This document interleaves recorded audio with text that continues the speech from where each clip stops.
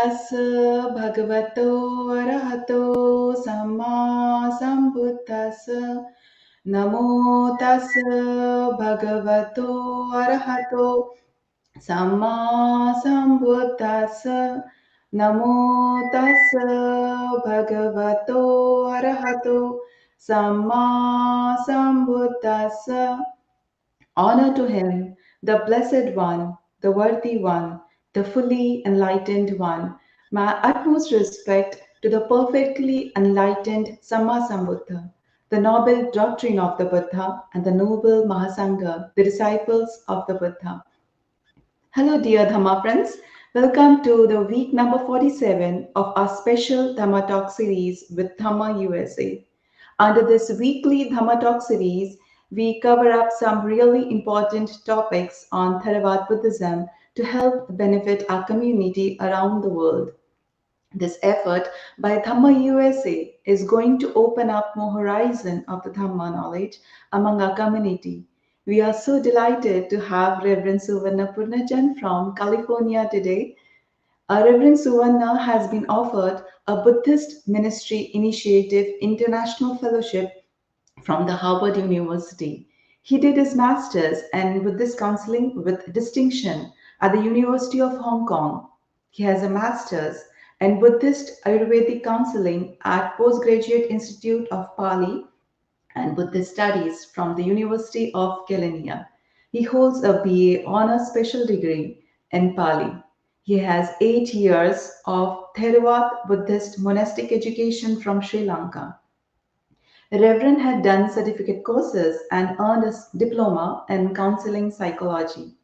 He also had several scholarship awards from the University of Hong Kong and Sri Lanka. Reverend is a spiritual Dhamma teacher and a Buddhist chaplain at Mindfulness Meditation Center, Covina. He is a voluntary project coordinator and a language interpreter from English to Sinhala and many rural, regional and social welfare projects. He is a assistant lecturer in Pali and Buddhist studies for Masters in Applied Buddhism at Lotus Research Center, Nepal. He is a spiritual Dhamma instructor at Karuna Buddhist Center, Nepal, a vice secretary and a general secretary for 2 years, and a spiritual Dhamma instructor for a period of 5 years in Sri Lanka. He conducted a series of psychological workshops for mental health and spiritual development in many different religious and educational institutes in Sri Lanka, Nepal, and the United States.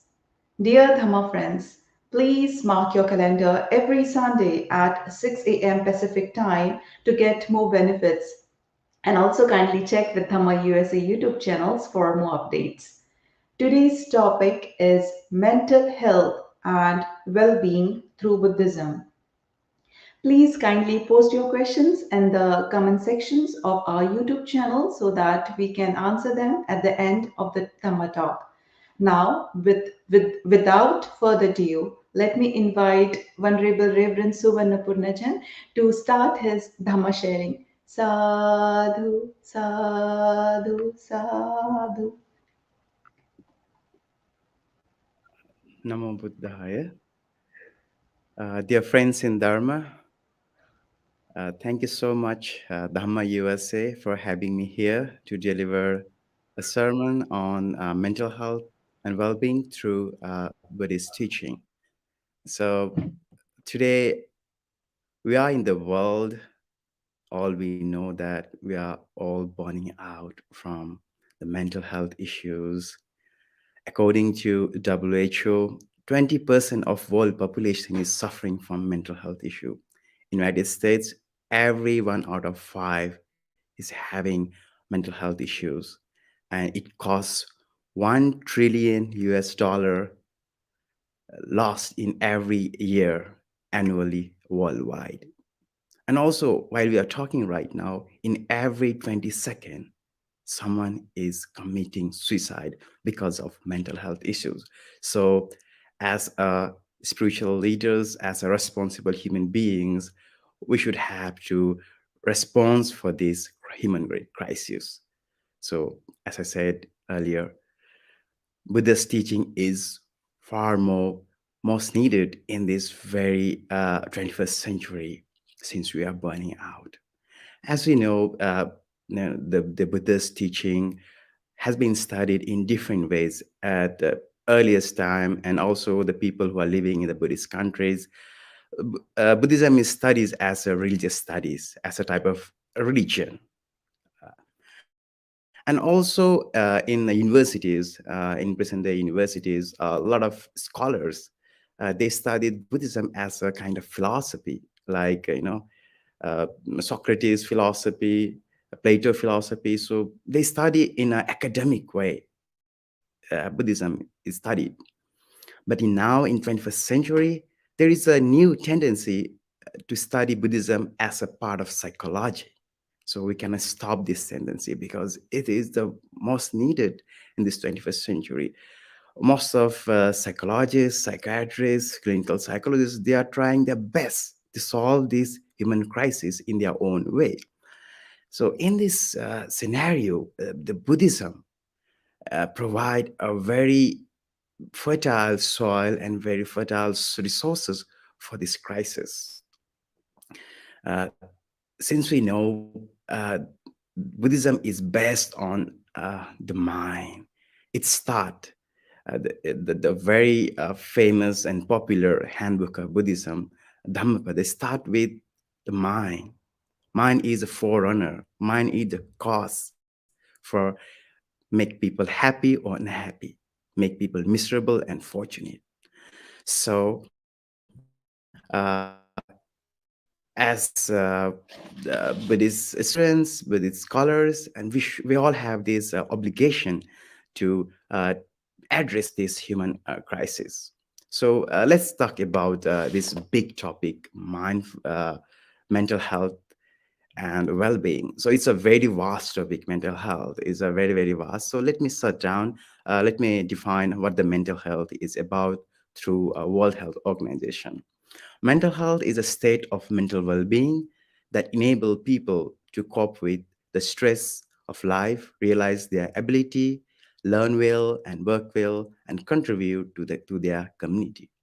It is more than absence of mental health issues. Mental health include our emotional, psychological, and social well-being. It affects how we think, feel, act. It also helps determine how we handle stress, relate to others, and make healthy choices.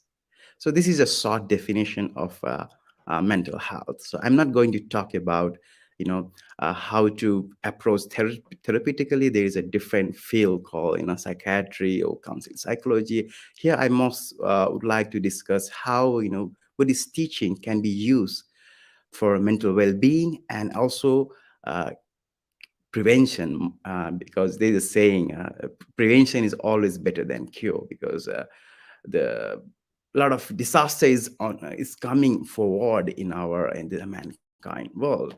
So uh, why this mental health is becoming a serious issue? As we know, there are many causes, reasons why the mental health issues is uprising. One of the major issues is stress. So all we know in our day-to-day life, stress is a very common thing. We all are burnt out because of stress. We have physical issues, psychological issues, economical issues, sociological issues, sometimes political, sometimes the pandemic that we went through last few years. So there are several issues of stresses. So the Buddhist teaching is very efficient to handle this stress. So let me see how stress works. So here I have a bottle of water. It's a bottle of water. So if I hold this bottle for few minutes, just 5 minutes, what happened to my hand? Okay, for 15 minutes, 30 minutes, 1 hour. It will really hard for me to, it will make a pain in my hand, obviously. What if I hold this water bottle for day or week? I will get mad, right? Obviously. Stress also something like that. When we hold stress for few time, few hours, few days, few weeks, sometimes years, year after years, it will make us really, really miserable, and it drive us into a lot of psychological health issues, clinical health issues like depression, psychosis, health issues. So before we head toward those crises, we can do something with this stress. As I said, instead of holding for these many, many hours, we can just keep it down for a while and have a rest.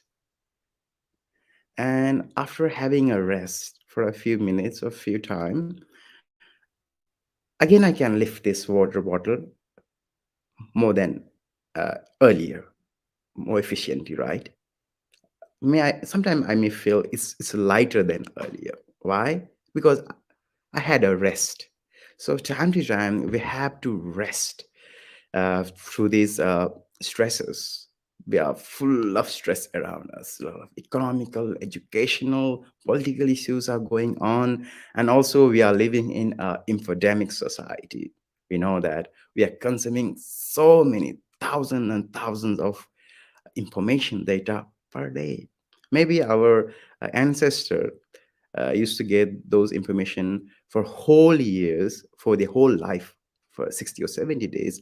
Now we are having those same amount of information within a day through this kind of gadget, the cell phones.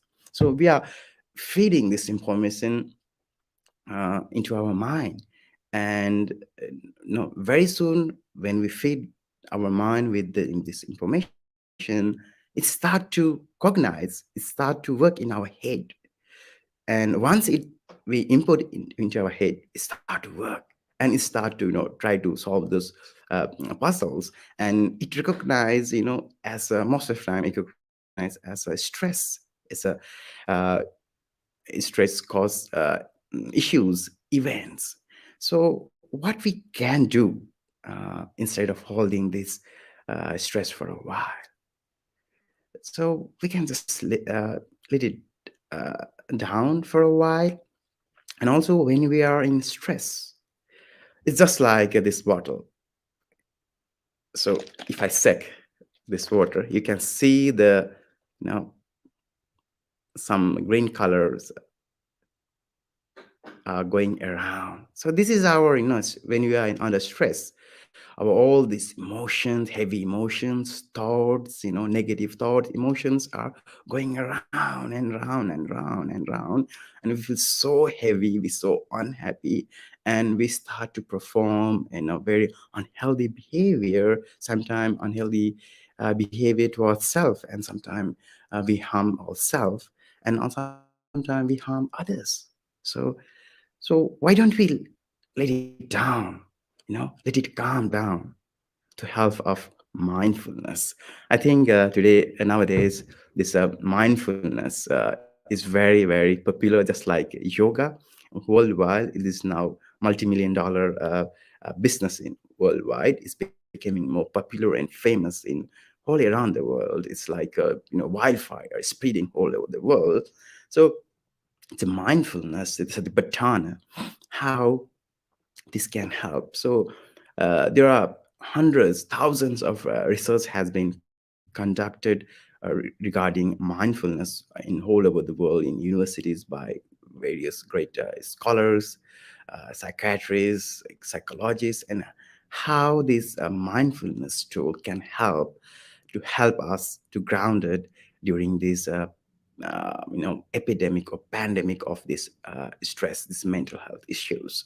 So as we know, a student of Buddhism, and also one who are interest in Buddhism, we have some bit knowledge about what is mindfulness. So as we all know, mindfulness is just be here right now, be aware of the present moment. This is a very uh, simple explanation of mindfulness, and it has a many deep level too. So let's start with a very simple. So what happened when you are in stress? So when you are in a stressful situation, our minds often try to wander either in past or in future.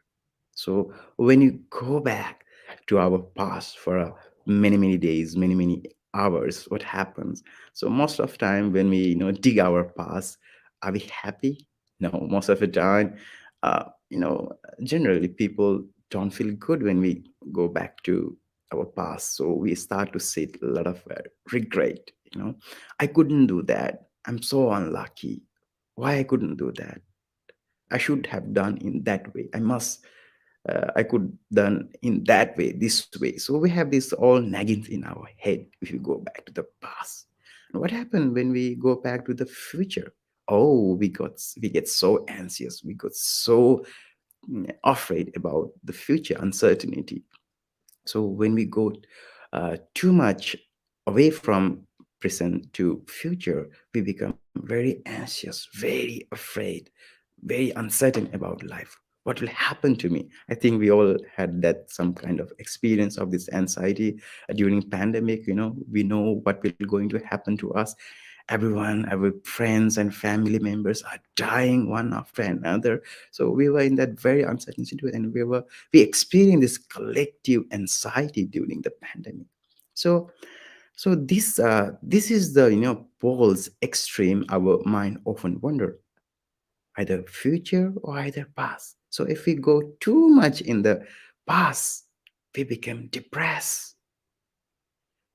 And if you go too much in the future, we become so anxious. So we are in these two poles, two extremes. So what we can do through the help of mindfulness, so the Patana meditation, we can come back to this very present moment, here and right now. So when we are here and right now, we will feel more peace, more serenity. Because here and right now, there is no proliferation. Our mind doesn't wander. Our mind is, like anchored. Whenever there is a storm in the ocean, people who love boatings, shippings, they know. They have to pull out their uh, anchor, during the storm. So in our life also, there are a lot of storm, a lot of economical issues, physical health issues, economical health issues, political issues, pandemic issues. So we have to anchor ourselves in the present moment through the help of mindfulness. So mindfulness is like a anchoring to the present moment. So as I said, we are full of informations. All these informations may not help us. So uh, we are living in a various geographical location right now, and we turn on our TV, and whenever we turn our TV, we feed information to our head. And uh, when the information go through our head, it start to react. We have this system called fight or flight mode. Evolutionary, we had this system to survive. Whenever there is a threat in front of us, what our body does is our body and mind get ready either to fight with the uh, that person or the event, or we start to flight. We start to run away from that stressful situation. So that's how uh, fight or flight mode work in our body for our own survival. But uh, uh, but most of the time there are no real life threatening. We are living in a very secure world right now.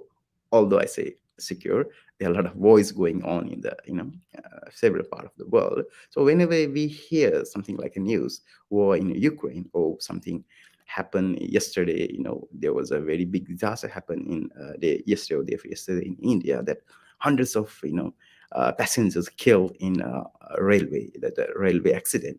So when we see this kind of news, when you see gun violence, when you turn on your TV, you can see gun violence, especially in the United States, Western country, we can see a lot of gun violence is going on. So whenever we feed our head with this information, suddenly our whole body and mind get ready to react, either flight or either fight.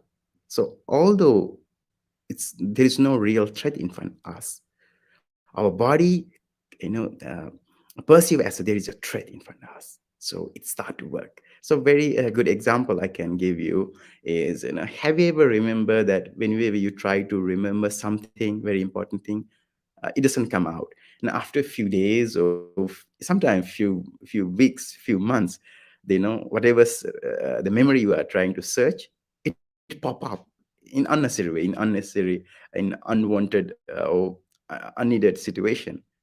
What it means is whenever we give a command to our mind, it start to work, and it will work for you. It's like us, slave in a ship. So whenever captain, the head of the ship, give a command to the people who are in down level, uh, they start to work for the captain. So whenever we give a command to our mind, whenever we give our information, feed our head with this information, the mind start to work, do all the calculation, navigate, and how to make us survive. So that's how we are feeding ourselves, our mind with this lot of stressful information. So, and this is our mind is just like a 24 hours running radio corporation. It's running all the time, not only daytime, when you are asleep. It start to drain, right? So whatever you feed your mind with this information, it works, and always, create a beautiful stories, this and that. Why not? It should be like that. It mustn't be like that. This kind of,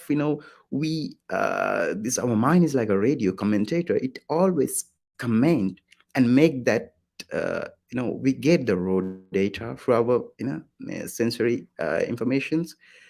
So we feed this information with a story, my story. So I story. We create this story very beautifully. So whenever we create a story, uh, we have a tendency. It's called in Buddhism, called panchikarana or proliferation. We multiply this information with I, myself. So we create this big story. And whenever we create a story, my story, one story, that story doesn't fit with other story. So it get clash, and we get a lot of frustration. We have a lot of expectation when we wake up early in the morning, and when we go to, for work or school, we have a lot of expectations. We always think the whole world should run according to my agenda. So sometimes we act like the capital god, God or Brahma, just think like the world should run according to my agenda, but it doesn't work, right? It has their own agenda. So whenever there is class, there is a lot of frustration, that this lot of stress is come out, and we have to deal with this stress. And our mind is like a sky, and blue sky. And this blue sky, is time to time, is clouded with various black clouds, uh, yellow clouds, white clouds, clouds with thunder. So clouds are like our psychological uh, aspects, like you know uh, thoughts, where heavy emotions, feelings. Our this The blue sky is clouded with this. The blue sky is clouded with these various kind of clouds. So when we are in this cloudy mood, we think, oh, this will last forever. I'm so useless. I'm so unworthy. I'm so unlucky. I must be the most unluckiest person on this planet. So we start to cognize ourselves in these different terms, different words, and we fall into very miserable situation, which we call mental health issues. There are a lot of mental disorders, mental health conditions. So we have to face these kind of things. And we forget that there is a blue, clean sky above the cloud, our mind. The very nature of our mind is very, very clean, crystal clear. In Buddhist literature, it's known as Pabhasara Chitta, the crystal illuminating mind. And also in other Buddhist traditions like Mahayana tradition, there's a bodhicitta. We all have this capacity to be enlightened, capacity to be awake. So we have this capacity, clear mind, always there, but we do not recognize ourselves with that clear mind, and we misunderstand ourselves through this cloud, this dark cloud, thunder cloud, heavy cloud, this heavy emotions, negative emotion, negative thoughts, feelings, and we fall into very miserable situations. So in this very moment, we can do mindfulness meditation before we get into trouble, like mental health issues. So mindfulness is very important to prevent from this kind of miserable situation. So we can do mindfulness meditation in our very day-to-day life. So we can start with a breath. You know, whenever you feel stress, you can count. So I can give you a very easy tip. It's called stop. So STOP, stop. S for stop or pause. Take a pause. Whenever you are in a stressful situation, have a pause and take a deep breath.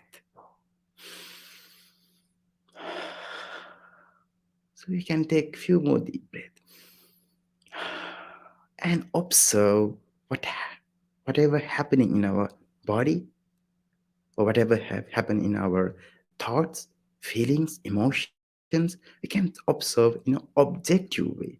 When we uh, try to see the thoughts, emotion, and feelings in a subjective way, we become as they are. So when we observe objectively, uh, when we keep a distance between those heavy emotions, thoughts, and feelings, we alienate from those heavy emotions for a while, and we feel calm, and we can, the P stand for proceed with more awareness. So STOP, stop. S means stop, T for take a deep breath, O means observe the body and mind, feelings, emotions. P means proceed with more awareness. So we can practice anywhere, when you are driving, when you are in your school, at work, at home. We can practice this very easily. So the breathing meditation, anapanasati, is very, very useful. It's always with you. Sometimes my friends, they try to download an app, mindful app or mindful gadget, to be mindful. It's okay if you have those kind of resources, but sometimes it may run out of the internet, or it may run out of battery cell, and you will not able to become mindful. So it's good, but better to, we have to depend on our natural breath.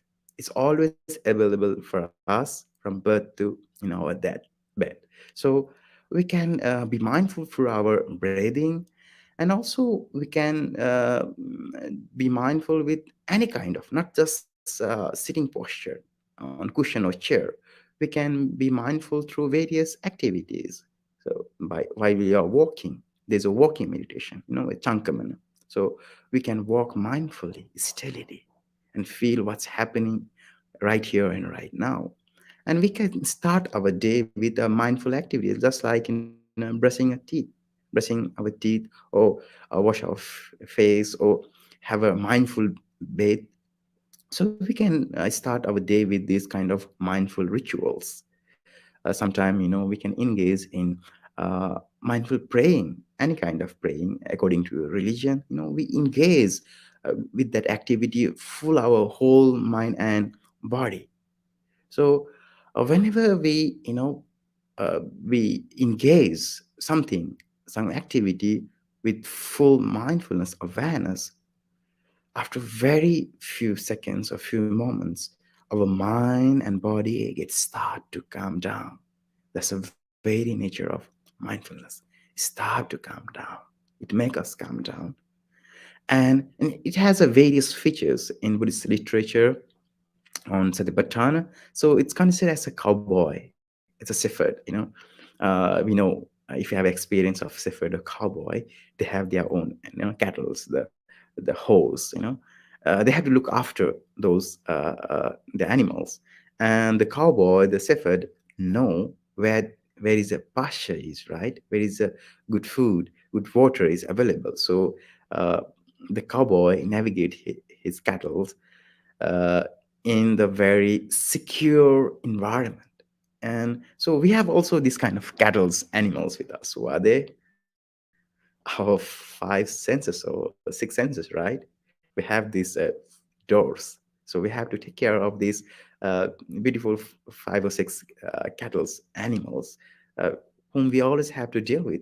So we get all the informations from these five doors. So we have to be very mindful where we should take them or where we should not.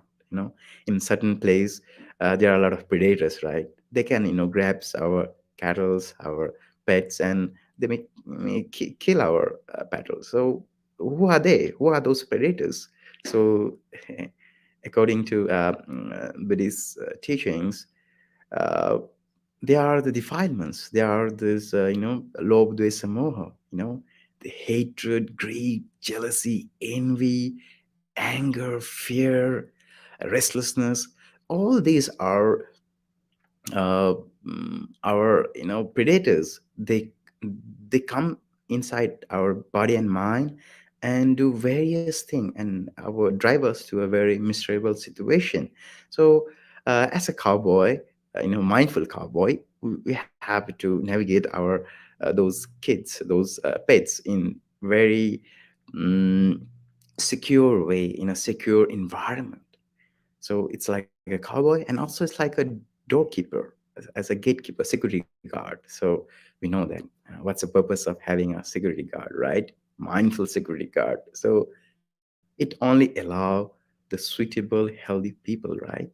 So it block the unhealthy and then unwanted or threatening people entering to the secure premises or the city or the house, right? So when we have a mindful doorkeeper or security guard, it won't allow uh, he or she doesn't allow uh, the unhealthy people, informations, facts into our mind. It, protect ourselves from these unhealthy issues, unhealthy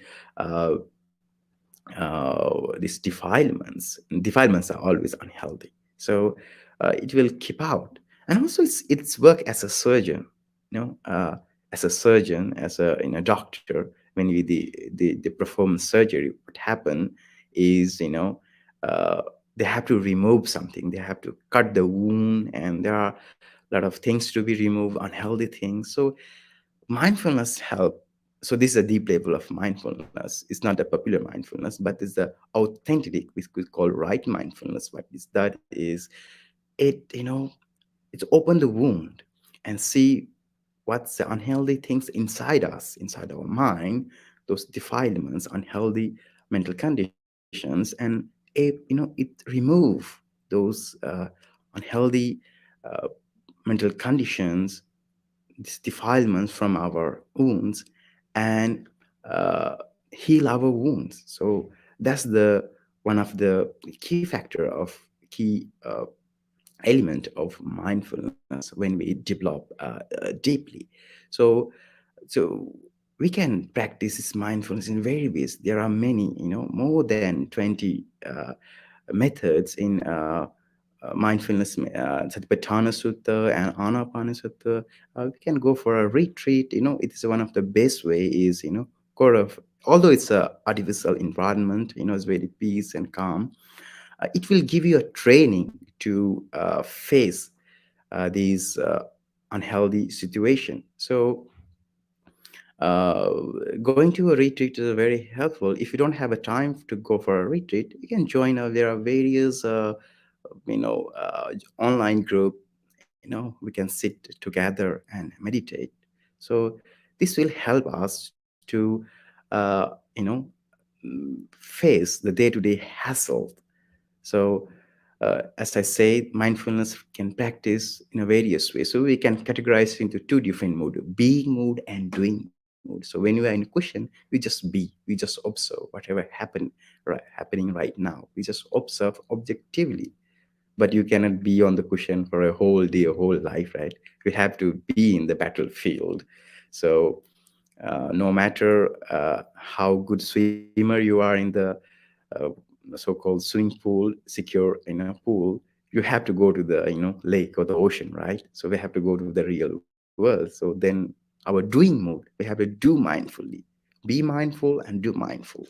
So whenever you are walking, you're brushing your three teeth, or you are eating and drinking, or driving. So in all different aspect of our life, we can practice this wonderful technique, mindfulness. So even in the psychiatry field, clinical psychology field, there are various tool has been developed through mindfulness called MBSR. Maybe you have heard the pioneer of this technique called John Kabat-Zinn from Massachusetts Institute of Mental Health. So he invented these mindfulness-based stress reduction tools, and later uh, other scholars they have invented like mindfulness-based cognitive therapy, dialectical behavior therapy, DBT, ACT, accept commitment therapy. There are various kind of therapy who emerge through mindfulness teaching. So it has a lot of benefits. So they have measured and came out with this very scientific positive result. It increases immunity. That's best, right? We don't need to take boosters. It immunize our health system. And and it increase the very deep level of alpha theta brain waves in our brain. So it goes to a very relaxed mood, just like we had a very relaxed deep sleep.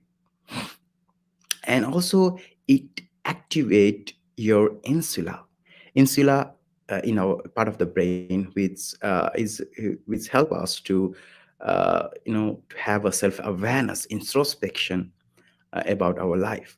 So, and also it increase the development of prefrontal lobe. So you know that prefrontal lobe is responsible for to have a high cognition capacity and to make a healthy decision.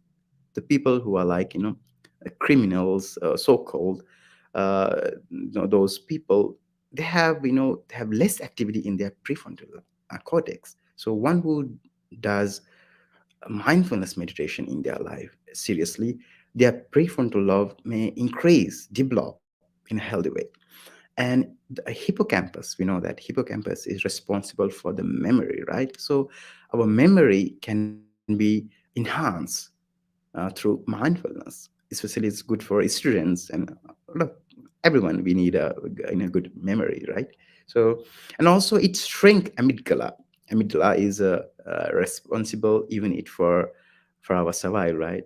Whenever you're in stress, it fire those hormones to prevent from uh, threat. So if your amygdala is always activated, you are in stress, and your whole body mind is work for fight or flight. So mindfulness help to shrink, to make it small, this part, amygdala, in our brain. So it has various biological, psychological, social and benefit when we practice mindfulness. It sustain your healthy relationship. As we know, human beings, we are mammals and we are collective beings, although we love to be individual in this individualistic society.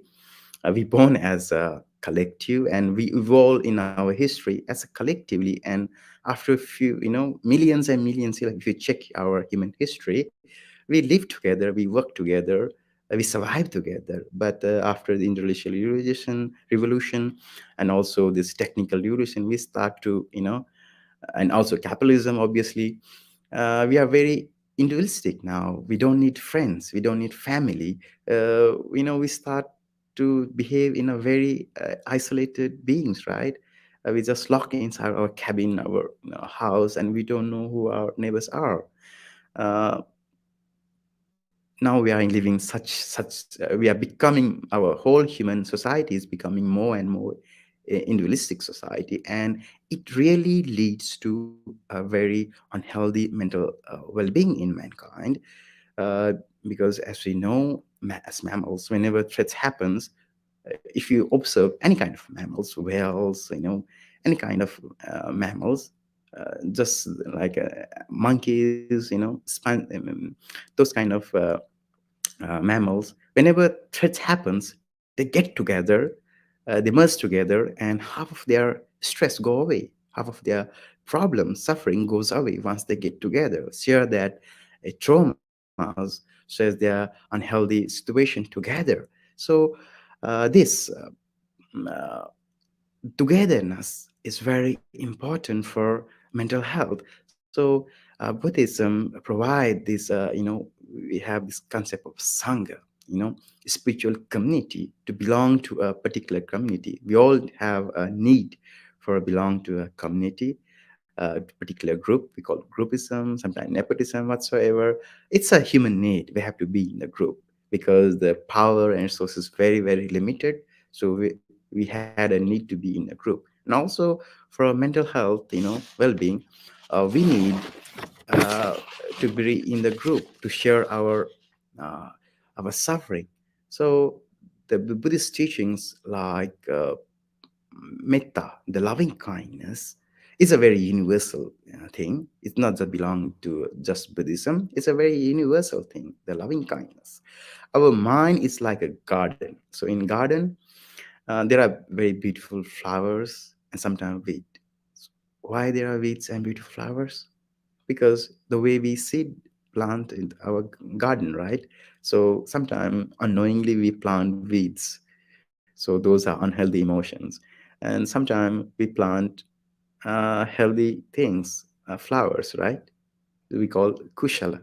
So for this, we need a healthy environment, society.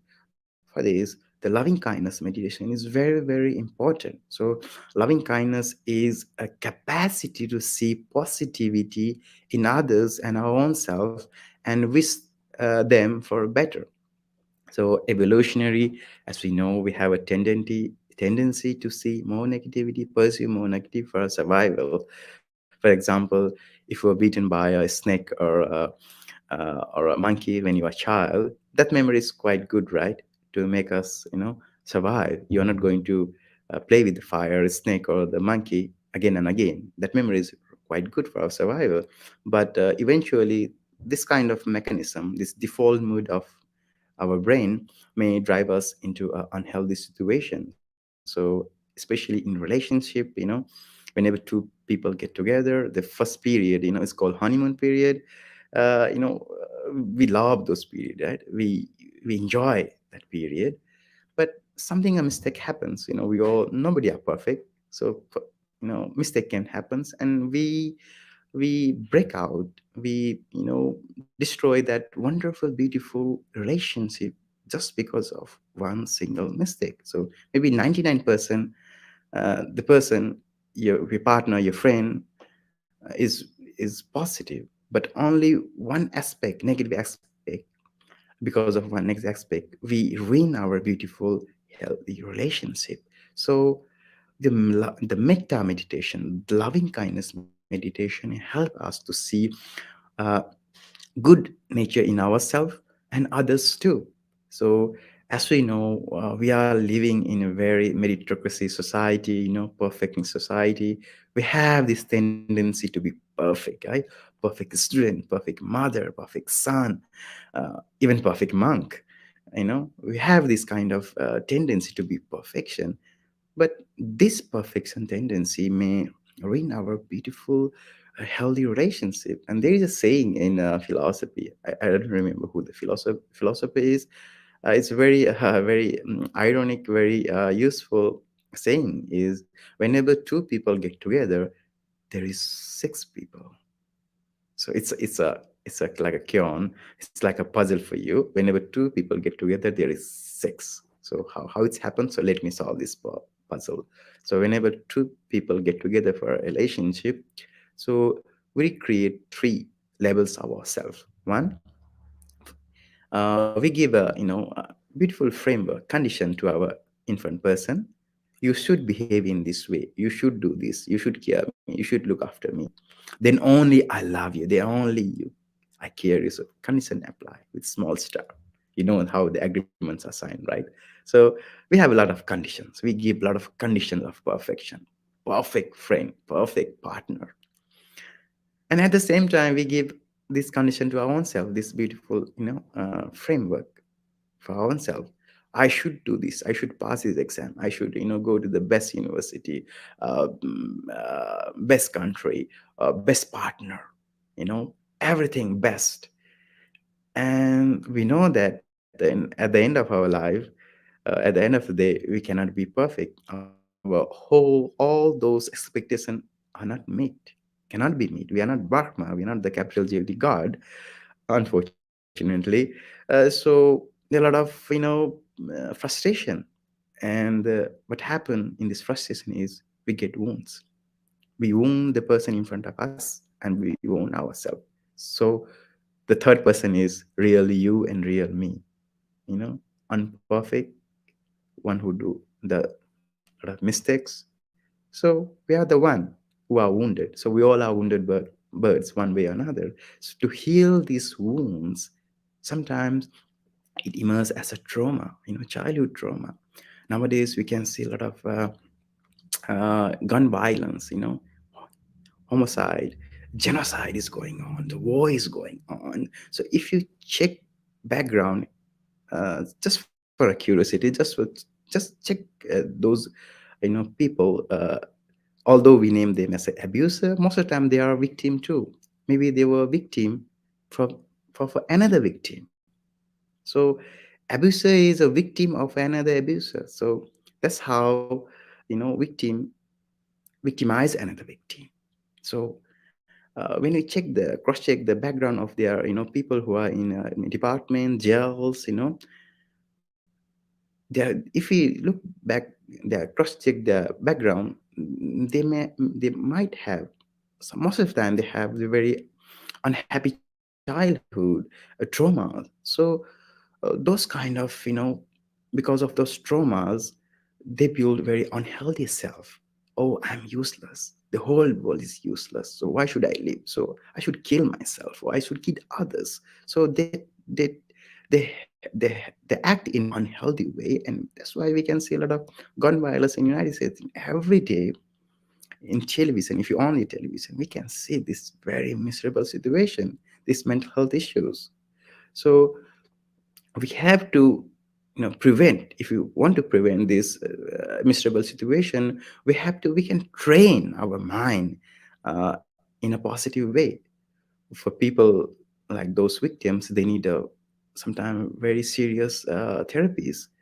Sometimes all we have traumas one way or another. So sometimes we can deal with our trauma our own self. If we cannot deal, so we have to seek a professional help like a psychotherapist. But we can be our own therapist in a very simple way, generate loving kindness, see the positivity in us. We all have this positivity in us. Mm, in Sri Lankan Buddhist community, Sinhala Buddhist community, I have seen one very healthy practice called Pingpot. I think when Sumita and most of Sri Lankan audience, they know about what is Pingpota is about, right? Pingpota is a book, a diary. Ping means merits or wholesome um, activities so you have done in your life. So they all write down in their diary. They have gone to pilgrimage, they have done some charity. Just they write down all the things, good things, positive things, good memories in the diary. So whenever they feel depressed or whenever they are close to uh, death or called near death experience, they read out or somebody read out for them. So what happened when they read out that pink pota, their merit books, all the positivity come out and they feel positive because in psychology and also in Buddhist psychology, uh, in one moment there cannot be two different type of thoughts and emotions.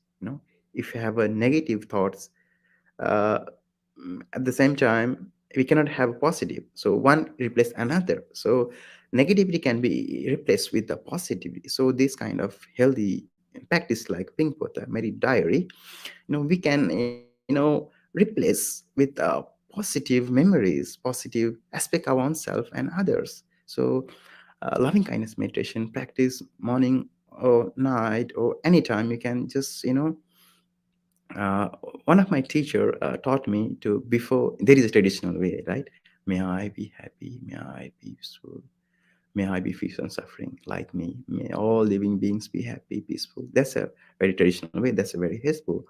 Before you utter those beautiful positive words, it's better to apologize ourselves, seek forgiveness, because we have hurt our own self a lot because of too much expectation, unrealistic expectation. So we can forgive ourselves and ask forgiveness back and forth. I forgive you, please forgive me. I forgive you, please forgive me. So we can spread this loving kindness and forgive ourselves and others, may really heals our those wounds gradually. It sometimes it takes a lot of time because we have trauma, sometimes generational trauma we are holding. And the beautiful of the loving kindness meditation is it's always come with a bundle, with a full package, right? So we know the four sublime qualities like Chaturbrahma Vihara. So Metta, Maitri always aligns with uh, three uh, wholesome qualities: karuna, compassion; mudita, appreciative joy; upekka, equanimity. So when you practice loving kindness, it always aligns with uh, three other companions, beautiful companions, which is very important our in this 21st century, in this miserable uh, world. So karuna, compassion, to feel others pain and do something to reduce their pain. The very first teaching of the uh, Buddhism, Buddhist teaching is everyone is suffering one way or another. So we all are in the same boat. Although people are so happy in Facebook or in the social media, please don't believe this social media. They always post only their happy face. They hide. So most of the time, we all are addicted, right? One way or another. Especially during pandemic, we all get addicted with this social media. So it helps us to get connected. At the same time, what happen is uh, we are affected by their emotions, right? We compare ourselves with them and we start to feel bad about ourselves. So sometimes this if you use social media in an unhealthy way, so it will react in an unhealthy way. So we have to be careful when we use. It doesn't mean we have to avoid completely this internet. Now the chat GP is coming, to filter emotions whatsoever. Uh, we can use these tools mindfully to make us more sustainable mankind, right? So compassion uh, is a way to elevate loneliness. We feel loneliness nowadays. So 3 weeks ago, I saw in the news, on the television, right, the Surgeon General of United States was talking from White House that United States is under loneliness epidemic. So uh, US is becoming the most uh, in a country which feeling loneliness. So now they are going to start a different department to take after what to do with this loneliness. So from Buddhist point of view, we can do very easily through compassion, right? Feel others' compassion, listen to them. The very um, great nature of Kalyana Mitra, the spiritual friend, is suvacha, the active listening. You listen to your friend, your family members, the one who are close one, to their wounds. They really want to talk to each other. But now we are in the hamster wheel of rat race, right? rat race for power and resources and capitalism. We just run away from. We need resources, obviously, but what happened is we're becoming lone and alone, and people are committing suicide in every 20 seconds. It's really horrible. In United States, in every 18 minutes, somebody's committing suicide here right now. So it's very miserable situation. And you know that the counseling, the therapy are very, very expensive. If you have a good, although you have a very good health insurance, it's really hard to get therapists at the right time, right? So if you become, you don't have to be a therapist to listen to your friends uh, hard time. You just be with them in the hard situation. I am here with you. I love to listen your story, your hard time. Just that simple word can really help prevent from those kind of suicide attempt. So we can practice this compassion, feel others. It doesn't mean sympathizing sometimes looks negative. It's more empathize. You understand others emotions, healthy unhealthy emotions, those situations, and you do something to rescue uh, from their suffering. So that's why we need a society, we need a sangha. So the belong to a particular sangha is very, very needed. In Harvard University, there is one of the uh, longest research is going on. It's more than 75 years old. What they were searching is what make human being most happy. On and on, every year they're having the same kind of result. What is it? What make human being most happy is happy, healthy, qualitative relationship. Again, qualitative relationship. As we are mammals, collective beings, we need somebody to listen, to care. So the qualities like compassion, karuna, really help us to, develop this sangha to become a kalyan. You also can become a one kind of kalyana mitra or bodhisattva for your friend, and that friend may help you in future whenever you are in an unhealthy moment, whenever you're in a hard time. So uh, and also the mudita, the another quality come along with metta is appreciative joy. We feel joy in others happiness. Generally what happens is when you scroll down ups and down in the social media, what happens is, as I say, we compare ourselves, right? We compare ourselves and we feel very down, inferior about ourselves. Sometimes we feel superior, right? I'm better than others. I have this much power resource, but we cannot remain same. We have to be equal.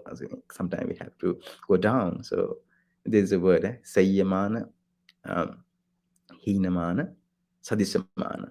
Sometimes we become superior, sometimes we come down, goes down very fast, inferior, sometimes equal. So what happened to this mana? So we are living with this scale. We have this scale meter, constantly we are checking ourselves with others, comparing ourselves with others, and this is very tiresome. And what does with this metric is it make us to run in a rat race for desire, right? Sometimes we don't need those things because of this competition. We try to show up, and we engage in a very unhealthy practice. As we know that not only just in the United States, in whole over the world, the most of the resources, human resources for our sustain is controlled by less than 10% of our human population. So rest of 90% of population are suffering because of a lot of some malnutrition. In every day there are more than 30,000 kids are dying because of malnutrition just in Africa. So when you look after this amounts is what happening in our mankind is we are over consuming stuff. And at the same time, what happened is there is a beautiful saying of Mahatma Gandhi is, the Mother Earth has enough resources to feed every human beings, every living being on this planet Earth. Although our population is 8 billion right now, it has capacity to feed, but our Mother Earth has no any capacity to feed one single person. Desire is like a wildfire. So it will, control, drag others resources just to feed their desire, and desire is not feedable. So we have to choose what is need versus what is desire, and we are confused, right, in this consumering society, capitalist society. We really diluted, we are really diluted, we are really confused by advertisement companies, industry, that you must need it, then only you are the superman, macho man. So they advertise like you, and we start to consume certain food, certain clothes, certain housing, you know medicine. Sometimes, those are, sometimes they are not really need, they are just desire, they make you more desirable. So we have to rethink, is it my necessity or is it a desire? So if you are mindful enough, so you can be a very mindful consumer. So nowadays there is a concept called minimalism. If you search in YouTube, you can find out how to minimize this kind of needs. So we can minimize into like a basic need: food, lodging, wear, medicine. These are very basic need. But if you think, I need only that food which available in a particular five-star hotel, then that's desire. If you say, I need only that wearing that clothes from a particular brand, that's not your need, that's a desire. So we have to, if you cannot differentiate from need, from your necessity to desire, and then you will fall into the rat race of consumerism. You consume on and on to fill this black hole of desire. So mine is like a black hole. It has a black hole. No matter what you feed with this physical stuff, it will never say enough. It will ask more and more and more and more, and it will drive you into miserable situation. And also, at the same time, it will drive others into miserable situation. That's what's happening in the whole world. A lot of people are suffering from malnutrition, a lot of health issues. Why? Because only few people are controlling those resources, and a lot of people are, suffering because of those few people, unmindful people. So we have to work out on this for like a holistic approach for well-being. Well-being is not only our own individual well-being. Well-being is all about the whole mankind, not only mankind. In Buddhist teaching, we don't only talk about mankind, we talk about every living being, from microscopic level to macroscopic level. All the beings should be included within our radar of compassion, a radar of our loving kindness. And this practice led into a very healthy states called equanimity, upekha. So no matter what's happening in our life, we become steady. No matter what kind of trauma you face, you become steady, just like a big giant tree.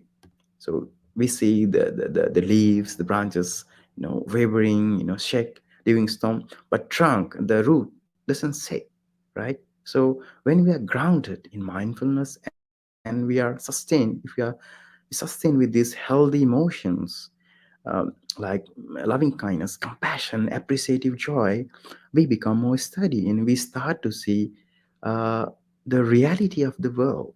So, for example, if I ask you, do you remember your childhood, your toys? I also remember I had a very beautiful toy, a pistol gun. One of my cousin brother broke it, and I cried a lot to have that toy. I didn't realize why I was crying. My dad was saying that, "Hey, what silly is this? Don't cry. I will give you another two more toys or 10 more toys, better than that your ones." But I cried a lot for that toy. So if do I cry right now in the same way? No, right? Do you cry in the same way? If you get that prize for a birthday gift, you may feel some unhappy, a small amount of unhappy, but not, you don't cry like a child, right? Why? now you have a very good understanding, holistic 360, angle view about the toy, right? Toy is a replica. It's not real. It's breakable. It's impermanent. It can be replaced. It can be burned. It can be missed. So we have this understanding, holistic understanding of this toy, right? So now we have big toys. I think you can understand what I'm talking about. We have a now bigger toys in our lives. So whenever those toys breakdowns, we cry, we struggle, we fight for that. But when you have this upekha means look something closely. Upa plus akhi means look closely to this situation, phenomena, whatever happening in our life through the eye of wisdom. We see, oh, everything is impermanent, it's changing, including me. And everything is unsatisfactory. You cannot satisfy with this physical stuff anymore. And we are an absence of absolute self. No, we do not deny self. There is self, but there is no permanent self within us. Everyone is changing. Me and you, everyone is changing. So uh, when we get this insight, so we do not, get into those kind of unhealthy mental health issues, because as I said, our mind is always a story maker. It creates a story. Whenever you go, wherever you go, you create a story with I, myself. There is research done somewhere in university. I forget the university. What they have found is one who use frequently the words, uh, the pronouns like I, me, myself, they are more prone to be get cardiological disease, health, the heart disease. So if you use more frequently I, me, myself, my, then you have a probability to get more cardiological health issues. So be aware when you use I, me, myself words. So it's very funny. Although it's funny, it's very serious. So we have to be aware why we are creating these stories. So this is a very deep level of understanding of ourselves. So this kind of practice, a practice of compassion, practice of loving kindness, practice of generosity, appreciative joy, we can minimize uh, this attachment for ourselves, selfishness. So this non-self, non-self means everyone, we are part of each other. Yeah, the air we breathe, from the same air we are breathing, right? We are share same thing. Even the clothes we are wearing, we are not, these are not made by myself, right?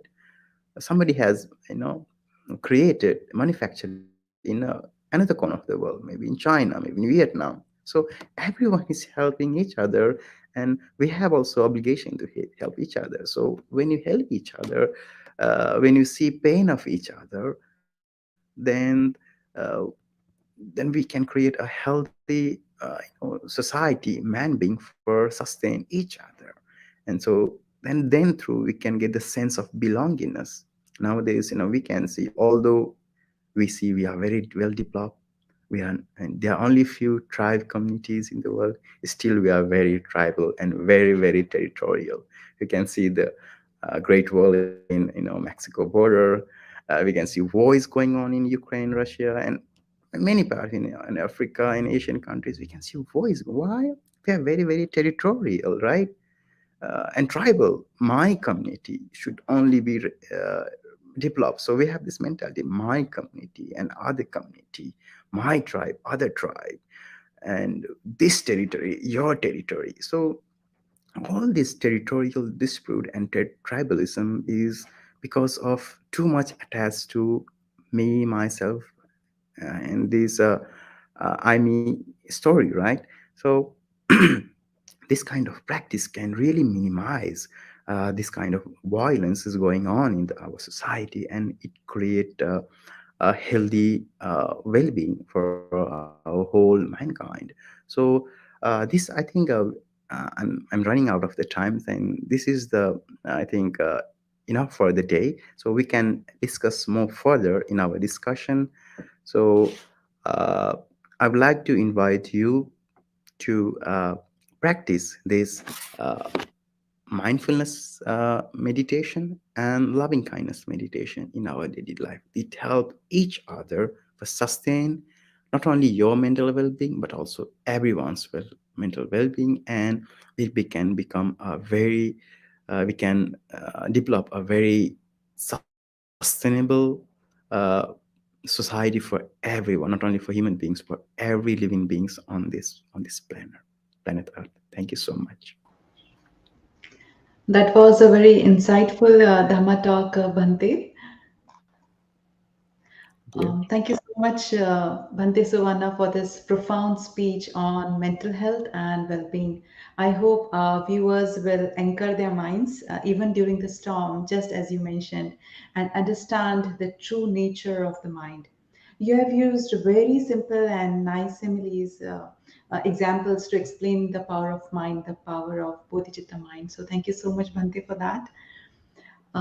With your permission, Bhante, now can we take the questions? Sure, sure. Thank you. We encourage everyone to please post your questions through the Dhamma USA YouTube channel.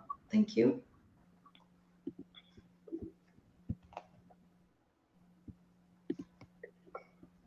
Bhante, after the meditation retreat, which is very calm and peaceful, and then after coming from the meditation retreat to the regular normal life, how to find the balance to turn from that meditative life experiences to the busy regular life?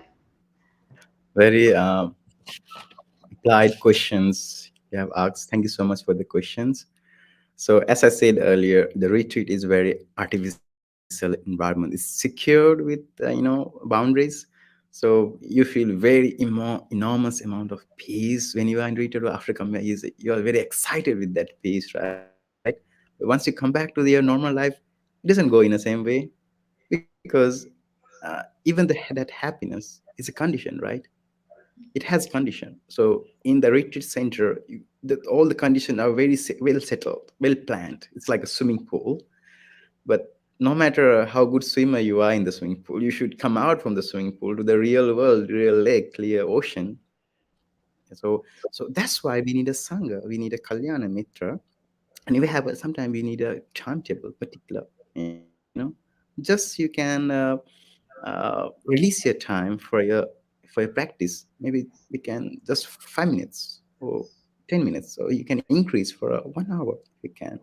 And also what I suggest is better you choose a particular place, like an altar. You can build an altar in your room, in your house, you know to continue this sustain. And also you can join a group once a week. You join a particular group to energize ourselves. So join nowadays. There's a lot of online platform available in Zoom, a lot of application available where that we can practice meditation together and recharge yourself. So, and always meditation is not always about excitement. Sometimes it's going down also. So if you're aware that you are distracted, you are mindful. If you're aware that you're unhappy, you are mindful also. But unfortunately we identify as a bad thing, but it's not bad.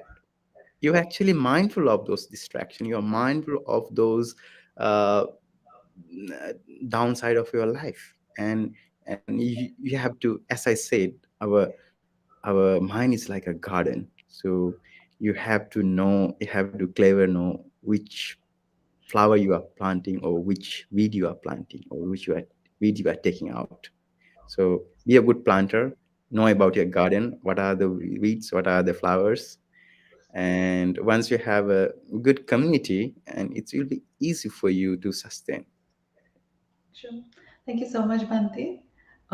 There's a question, Bhante. What is the concept of bodhicitta? Yeah, it's a Mahayana concept. What I understood, according to Venerable Santi Deva Bodhicharyavatara, uh, bodhicitta is generated through compassion, and now and always within us is a capacity to be enlightened, to be awake. We have this capacity. No matter which background you are from, we all have this capacity to be awake. So, uh, but it is always, most of the time, it's under the hidden inside our subconscious mind. So we have to be clever enough to make it awake through compassion, bodhicitta. Bodhi Thank you. means enlightened, chitta means mind, Mhm. enlightening mind, awakening mind. Yes. Thank you so much, Bante. There's one more question, Bante. Can you recommend some Buddhist practices to cope up with stress in our society? Uh, yeah, as I said earlier, there are many practices. It depends on which age group you are. So it depends. So there are various approaches for kids. I do different. Last week I played with this. It's called a mindful jar.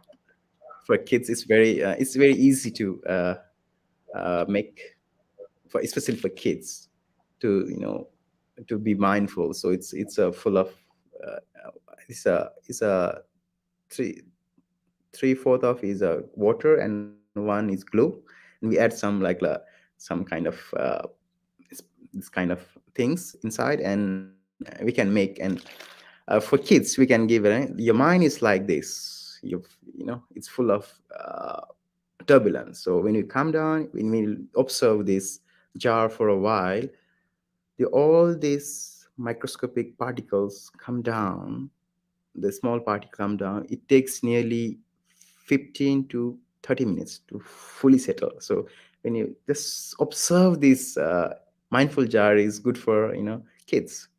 So it depends on your which age group you are. So if you are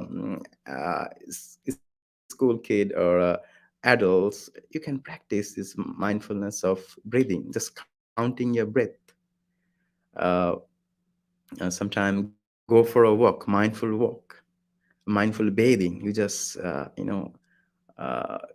or mindful eating, especially nowadays we are very troubled with the obesity.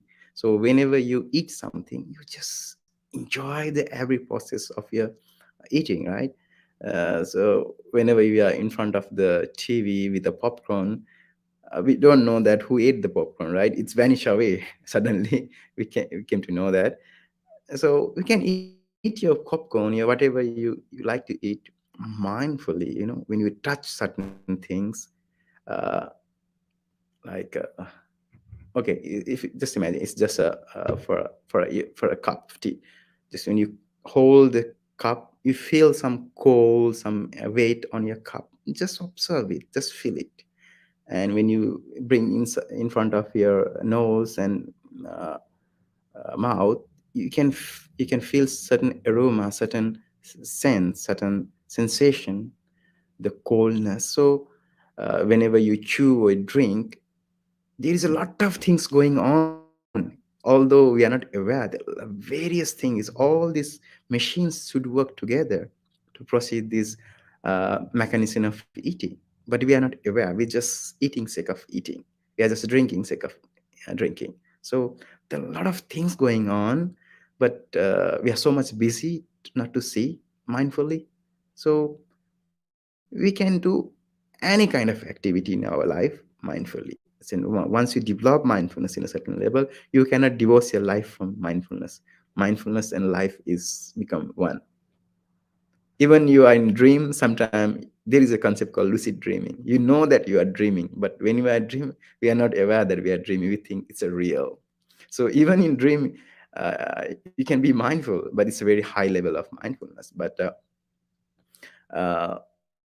you can do any kind of activity mindfully, just counting your breath, observe whatever happening in your body and mind. Yeah. Perfect. Thank you so much, Bante. I do not see any further questions, Bante. Ah, okay. It means people are so perfect audience, I assume. With that, we conclude today's Dhamma sharing, and we look forward to meeting you with more insightful Dhamma sharings in the coming weeks. Let's keep our palms together, close to our heart, and pay respect to Bhante Suvanna. Sadhu, sadhu, sadhu. May you always be well, happy, and healthy, venerable. Let's also keep our palms together close to our heart and wish that by the power of all of the dana, seal, and bhavna activities that we all have performed during our lifetime and during our whole course of samsara become one united power, and may it be shared with all the celestial beings.